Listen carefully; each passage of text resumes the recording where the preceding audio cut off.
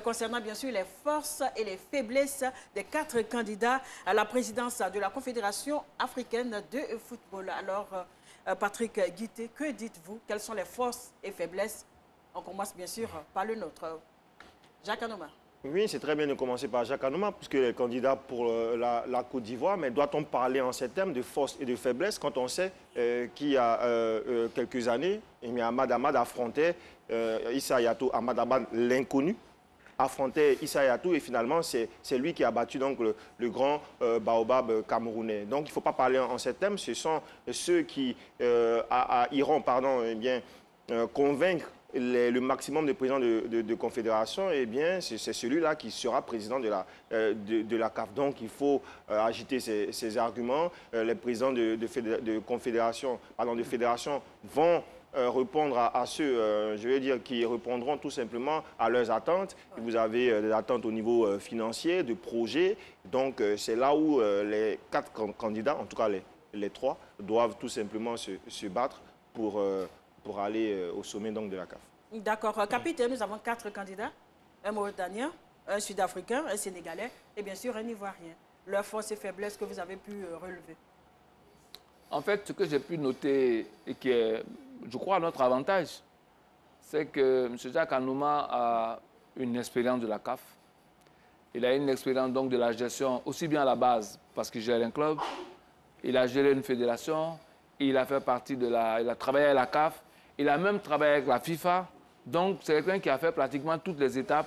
C'est quelqu'un du milieu, quelqu'un qui a l'expérience.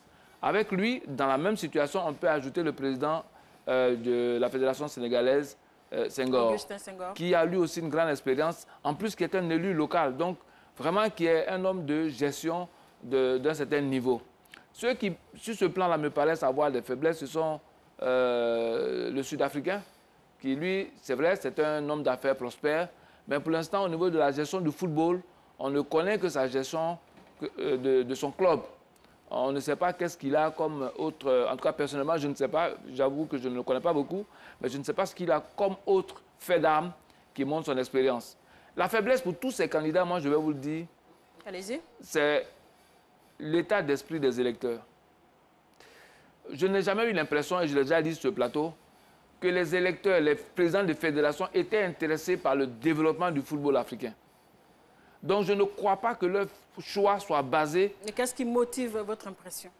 Cette impression est motivée par le fait que s'ils avaient eu cette volonté, Hayatou ne serait jamais resté 30 ans. Non pas parce que je dénigre toute la gestion d'Hayatou, mais il y a eu des moments où il y avait la possibilité de changer, d'aller de l'avant pour des personnes qui auraient une ambition pour le football africain. Mais ils ne m'ont pas donné cette impression. Donc, je crois aujourd'hui encore que c'est celui qui connaît bien le milieu.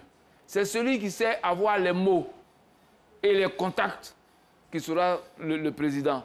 Quand on a vu l'élection de Ahmad, il avait un groupe entièrement acquis à sa cause qui avait pour mission d'enlever Hayatou coûte que coûte. Et il a eu le soutien, on peut le dire, de la FIFA, Gianni Infantino, qui s'est lui-même impliqué pour que dans le mode électoral, le président Hayatou ne puisse pas faire le vote à main levée. Parce que je crois que leur texte permettait de faire le choix au dernier moment. Et donc, pendant près de 30 ans, il a réussi comme ça à main levée à faire en sorte que personne ne puisse le regarder en face et l'enlever.